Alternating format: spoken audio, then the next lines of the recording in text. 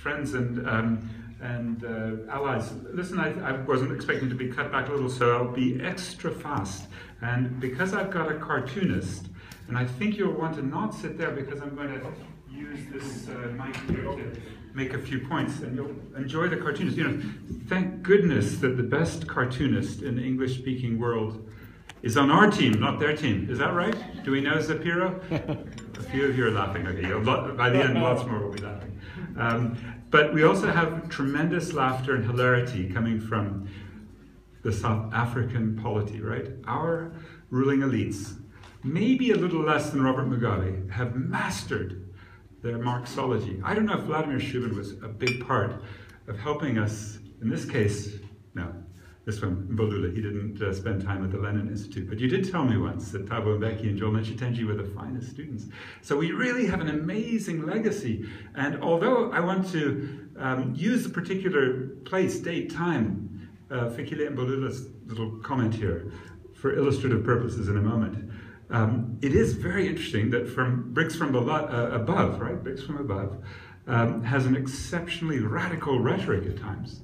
And BRICS from the middle, us, right? Petty bourgeois academics, researchers, NGO people. Okay, I know there's some labor and community too, so you're from below. But from above, these summits have given us a great deal of material to think about bigger geopolitical problems.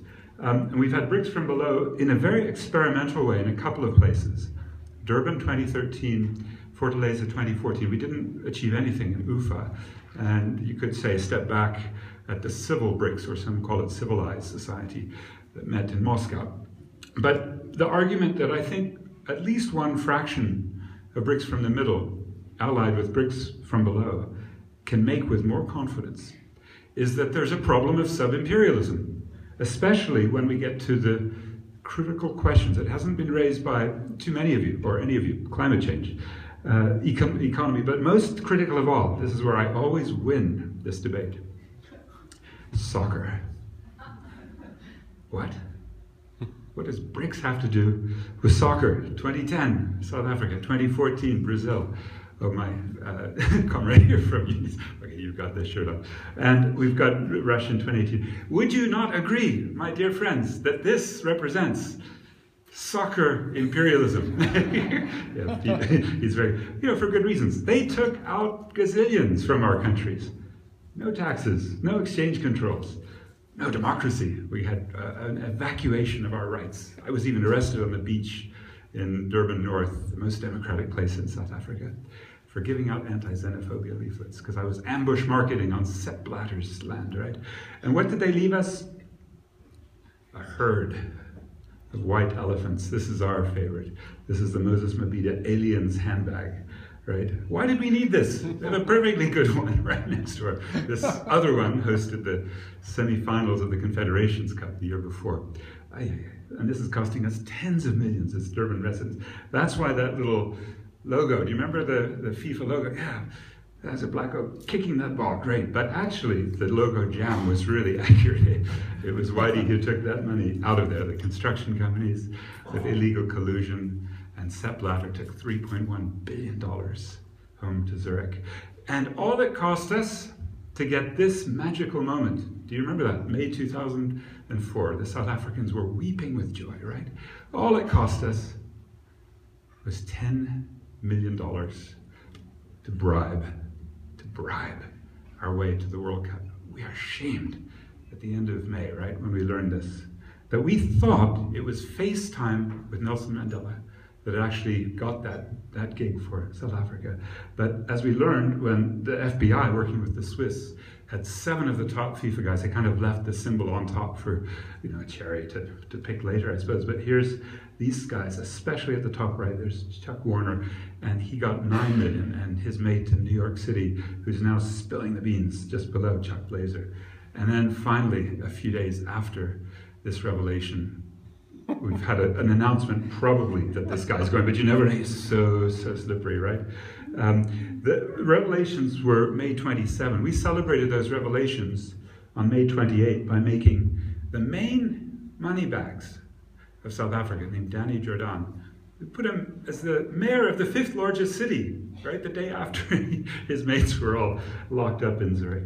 That's how Sepp Blatter has resource cursed us, the resource FIFA. So, of course, we had a little, alibi, right? Well, we were giving the 10 million to help the African diaspora, right, in New York City with Chuck Blazer, in Togo, at Trinidad and Tobago with Chuck Blazer, with Chuck Warner. So here's Danny Jordan. It's very, very embarrassing, and you can see way in the back our sports minister, Fikile Mbalula. And I think it's just so revealing to take this little extended joke to remind ourselves what was the narrative that came from Fikile Mbalula, just explaining the $10 million bribe. That's not our problem. They turned into gangsters. We didn't know them. He says, we were not sniffer dogs, but this is the critical one. We fought colonialism and imperialism. We are still fighting it. We will not be collateral damage in the geopolitical space. I think that says so much, doesn't it, about our narratives. And BRICS will not be collateral damage because they are fighting colonialism, neocolonialism, imperialism. This awful, awful graphic, isn't it? It's Africa as a piece of meat. And so we've got a very interesting, radical line of argument about the geopolitics of BRICS. Does everybody know Radhika Desai, very talented political economist? She's in fact invented a school of thinking, geopolitical economy. Here's Walden Bello. I think we all know Walden is a really critical voice from Focus on the Global South in the Philippine Senate. And he's very impressed about BRICS, an economic alliance that poses a challenge to the global status quo. And the new development bank, the contingent reserve arrangement, everybody gets that wrong. Both institutions aim to break the global North's chokehold on finance and development. Here's Horace Campbell, Syracuse, a great Pan-Africanist radical, that the contingent reserve arrangement will replace the International Monetary Fund as providers of resources for BRICS members when there's a balance of payments difficulties. Here we have Mark Weisbrot, one of the sharpest critics from inside Washington, economist, co-director of the Center for Economic and Policy Research. The BRICS new contingent reserve arrangement has the potential to break the pattern not only of US and EU global dominance, but of the harmful conditions typically attached to balance of payments. So conditions plus money, no conditions, right? More dramatically, the dollar is toast. This is just after UFA. The IMF is toast. There's a fundamental change in thinking, a fundamental change in approach, a fundamental change in strategic orientation with the BRICS. This is impressive, hey? Here's a man who writes with Noam Chomsky. This is a guy called, I can't get the pronunciation, Andrei Vilcek, I think. And he talks about an alliance challenging Western imperialism and its bankster-driven New World Order. Yeah, this serious guy, co-author with Chomsky. The challenge to the West. There's no place for countries that are siding with the colonialist powers. There's no place for those nations that are tormenting and sacrificing their own people amongst the BRICS. The BRICS, broad, revolutionary, internationalist causeway towards socialism. Viva! When we say, okay, wait, there's a problem. It's imperialism. This is what we get. This is a brilliant African thinker, right? Everybody knows Yash Tandon, I'm sure, right? He says, Bond and his colleagues are inventing a category that simply does not exist, a distraction from real issues of concern to progressive forces everywhere. They're worried about this. We're asking this question pretty loudly, pretty openly. Are the BRICS in Africa anti-imperialist, as advertised, or sub-imperialist, or in between? So in 2013, we were asking that with an open mind. We realized that there was serious rhetoric and serious intellectuals making the case that BRICS are lining up against colonialism, neocolonialism, and imperialism. But we felt it appropriate to ask whether it was time to give BRICS a seat at the table.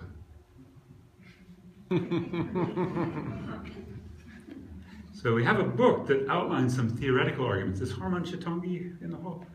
Harman? He's left, okay.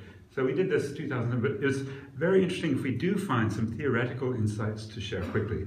And they're theory from the South, nah. But she definitely read about the DRC, Namibia, and South Africa. This was 102 years ago. that this great book, Accumulation of Capital, was authored by Rosa Luxemburg. Accumulation of capital, periodically BRICS out in crisis, right? And the critical thing, the continuous and progressive disintegration of the non-capitalist relations makes accumulation possible. So globalization, right, spurring capital, the continual extension. Globalization seeks a relationship of capital and non-capitalist. That's different, as you may remember, the Bukharin and Lenin, Hobson, Hilferding. It was much more about overproduction of capital, driving capital out, but not with the nuance. It was more internecine wars of inter-imperial forces. This is capital and the non-capitalist that's so critical to the Luxemburgist understanding, because non-capitalist relations provide that fertile soil. What are the non-capitalists? I think for all of us, we're trying to expand that sense of what is a victim of accumulation by dispossession into the sphere of gender, social reproduction relations, environment, the natural society relations, into politics, the privatization process, the non-capitalists, the partially or decommodified victories, or the the pre-capitalist. So we have a lot of non-capitalist relations, fertile soil, because capital feeds on the ruins of these relations. And accumulation proceeds at the cost of this medium by eating it up. Historically, the accumulation of capital is a metabolism between capitalist and pre-capitalist. And as for the pre-capitalist, capitalism corrodes and assimilates. So there's uneven development and uneven combining capital and non-capitalist. And then we get to sub. So in this, according to Jaime Marini, okay, did I say that at all right, Teresa? Could you help me? Teresa? No, not here. Okay. Hi, is that right? Ri. Okay, these different ways of saying this always confounds me. Ri Marini. Not a question of passively accepting North American power, but collaborating actively with imperialist expansion, assuming in this expansion the position of a key nation. So when Marini, in the 60s and until about mid-70s, was developing a theory of sub-imperialism to fuse with the general dependency analysis of the time, it was joined a little later. I happened to be a student of David Harvey with the new imperialism in about a dozen years ago, and a revival of this idea of Luxemburg, because this big global crisis, the long sort of 40 years, you can see from this World Bank chart, steady decline in GDP per person with convulsions all along the way, and financialization. So here we've got sort of a long overaccumulation problem that regularly bursts out in crisis. Keep it going, and you see it goes down very seriously in 2009. And not much of an uptick here in this region.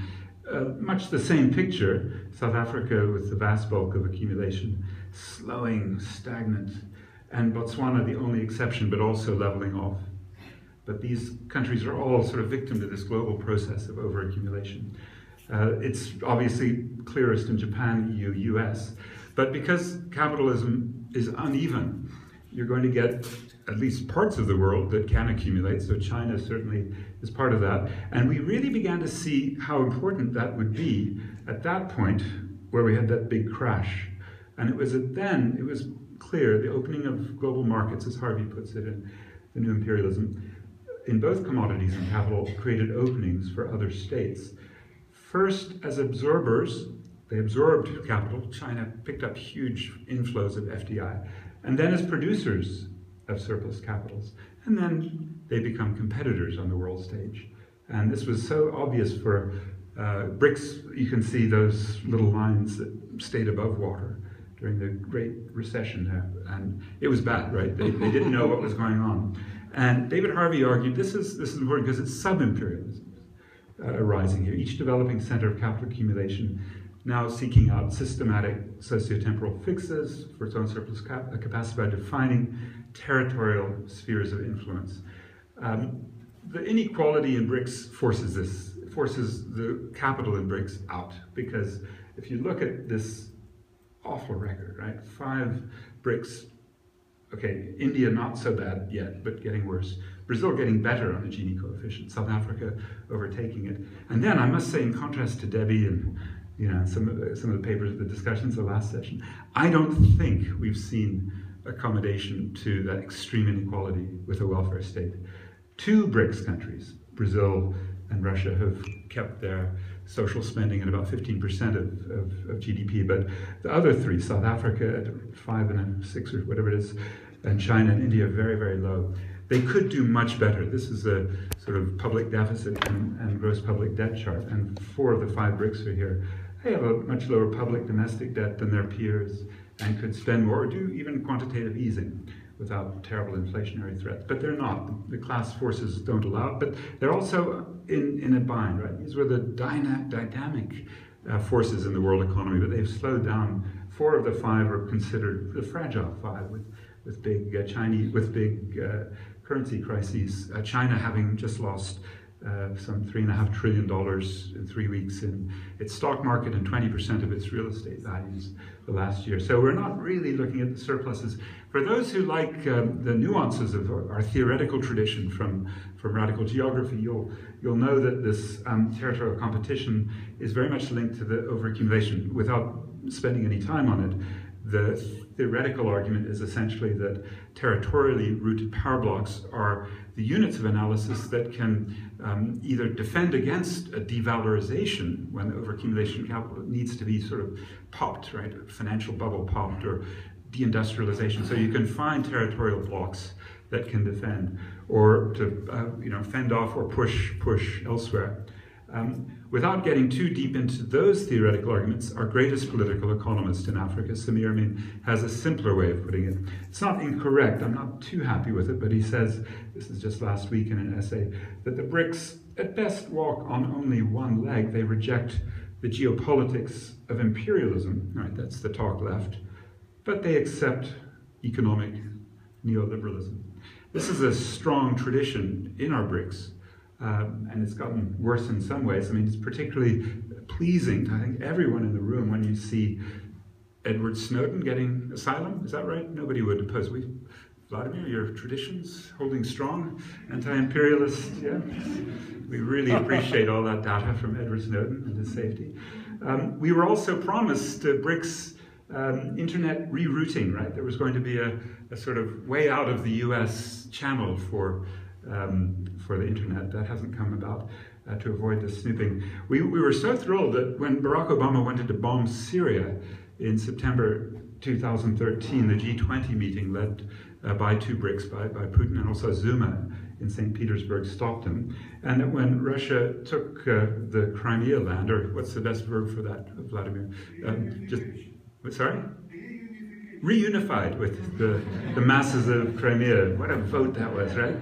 And that the implications were sanctions, but also that Russia would be, not only as it was tossed out of the G8, but maybe the G20, but the BRICS said, no, in Australia, late last year, we're going to see Russia, and they did. So there's some strength. Now, you might say there are threats that are dialectic here, because in this place, where is this?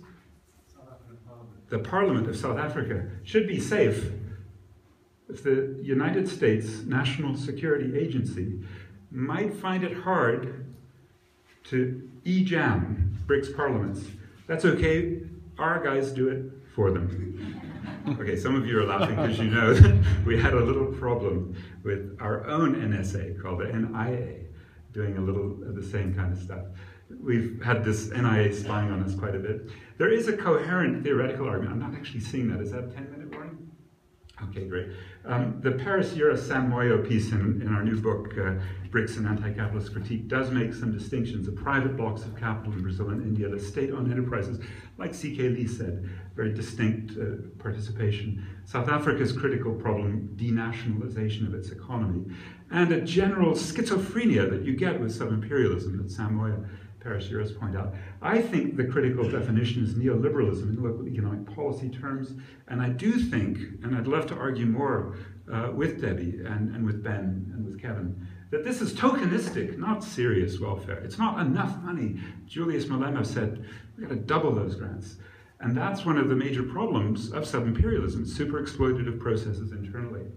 A regional platform for accumulation. Okay, we know that pretty well sitting in the Protea Hotel, don't we? And at least the legitimation of the Washington Consensus ideology, it's multilateral institutions. These BRICS, while screaming about how unfair, how their voice is minimal in the IMF, gave them $75 billion to recapitalize in 2012. And then you have this PIDA, the Program for Infrastructure Development for Africa, full of PPPs, of public-private partnerships to squeeze private profits from toll roads and other strategies. NEPAD had a whole apologetics for structural adjustment, and playing deputy sheriff role in places like Lesotho, DRC, Zimbabwe, talking left, walking right, but in general, reproducing the world system. The world system isn't looking very good, right? Global governance is failing, the climate is heating, world finance is wilding, South African debt is soaring, BRICS economies are crumbling, trade and FDI are resource cursing the hinterlands, mega projects are white elephants, protesters are more militant. Is that 5 minutes? How many minutes? Sorry? No more time. Okay. Well, I just wanted to say on the two, I'll just take one second. The two most critical questions, which the rest of this presentation and the paper online explores, are climate change and world volatility. And I just think it's so illustrative that in the parts of the world where the damage has been done on climate, right? The North, Canada, US, Australia, Japan, Europe, the societies that don't care, that basically have the climate debt to the South, those societies are totally unaware. They're way down the list of awareness. And the societies, especially here in Africa, that are going to be basically cooked, they're the ones that have higher awareness levels. And when we see, I'll close with this slide, but I have a, if anyone wants to ask questions about resistance, we have lots of ideas here. This really says it ultimately about the danger of a seat at the table, of BRICS being incorporated into the system. Because right here we've got Jacob Zuma and Barack Obama from Africa. Lula, we have Wen Jiabao. What are they doing in December 2009? They're blowing up the United Nations. This is called the Copenhagen Accord. 4-degree, non-binding, volunteer agreement, 9-degree increase for Africa. Africa's burning, and BRICS have a seat at the table. I'm only about a third of the way through, but I respect our chair, so I shall stop and hope we have a few minutes for questions. Thank you.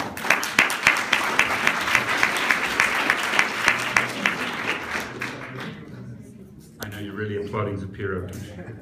Okay, we'll quickly take questions.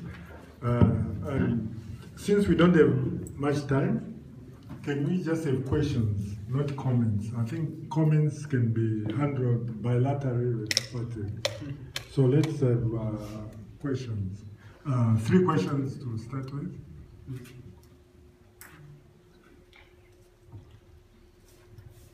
Thanks. Small question.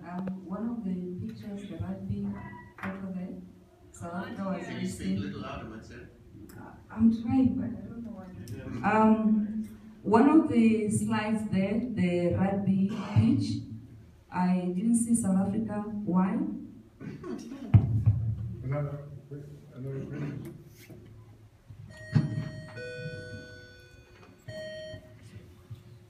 Let's hear about the resistance. Give you a chance to go there.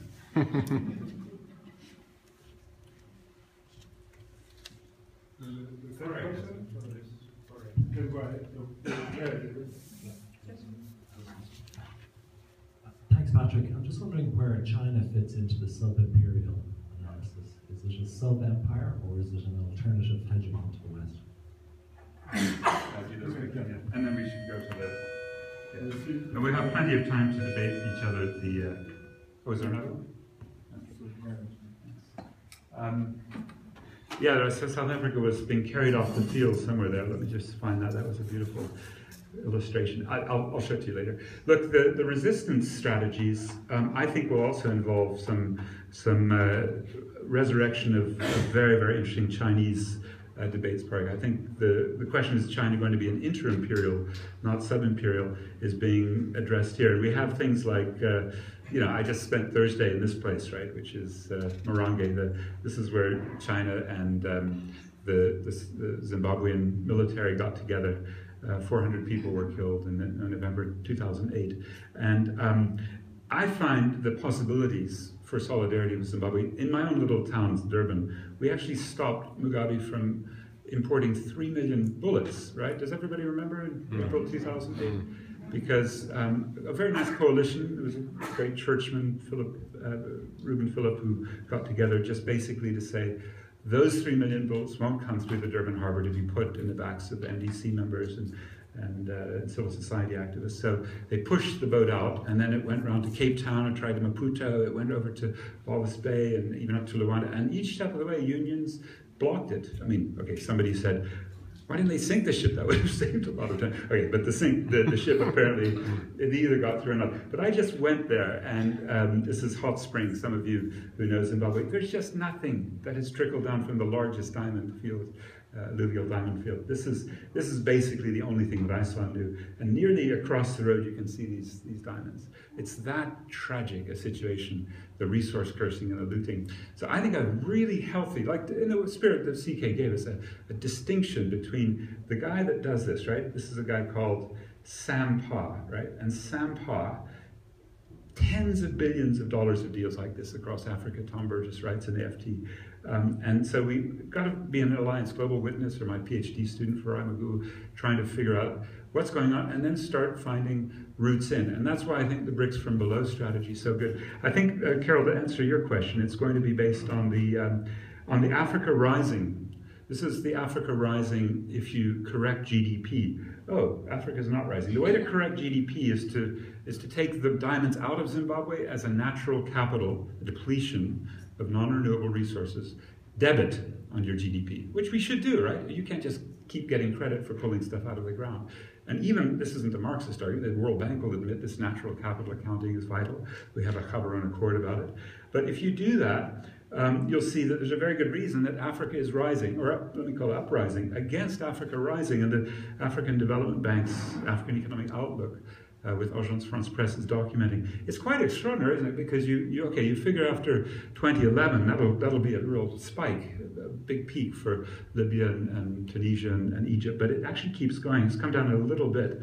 But that's the sort of spirit that I'm thinking of. We've been trying to document where this happens in the extractive sector, Carol, and we'll need your sense of peasants against the seed imperialists and Monsanto. But I think it's those exercises that progressives in the intellectual sphere, everywhere you're working in this extraordinary round of discussions about whether Southern Africa is going beyond the West or whether the new powers are within the West, and what resistances that are anti-imperialist and anti-sub-imperialist are we going to need. Well, let's take it up on the boat. Unless, do we have any more time? Okay. Well, then we can take one or two questions, no? Okay, any questions? We'll wait for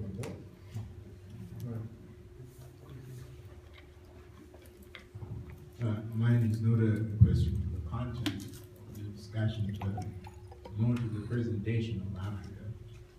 I've seen maybe just a comment on the maps, because for me, most of the presentation in itself, it speaks to how we speak about it on the continent in general.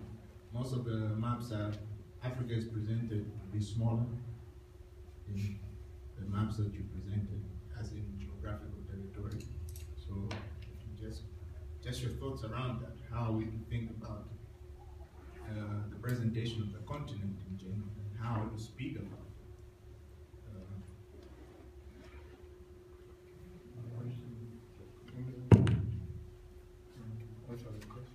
Okay, well, I really hope we'll have a great time on the boat to work out some of these nuances, because I didn't quite get it, because we often need our Peters projection, or there's a new map of, well, it's been around a while, of the world upside down, but I really hope I can get a lesson from you on how representation should work. I just think we've had so much garbage about Africa Rising that has been about, let me call it a reproduction of status quo ideologies and strategies, export-led, minerals-based, extractivist, and profoundly unequal modes of accumulation. So I hope the next period will be the continuation of this trend, Africa uprising. We've seen in places like Burkina Faso, last November, or several times this year. Maybe it'll occur again around Burundi and debates in the DRC about how to resist. People like Leo have done great books. I mean, there's wonderful new literatures emerging on what is the nature of these protests and how to count them properly. Trevor Ngwani, is Trevor somewhere here? He's one of the gurus of this project of counting, what would you say, 1,907 violent protests last year among 12,000 gatherings, incidents, am I saying it correctly? And yet you have to do a really serious unpacking like Trevor's doing. So it seems to me the next stage of representation should be, well, Africa burning, as I tried to show as a climate-related phenomenon, and Africa uprising in some combination that links our anger at the absolutely unjust political economy and political ecology of the region. Thank you very much. We'll see you on the vote.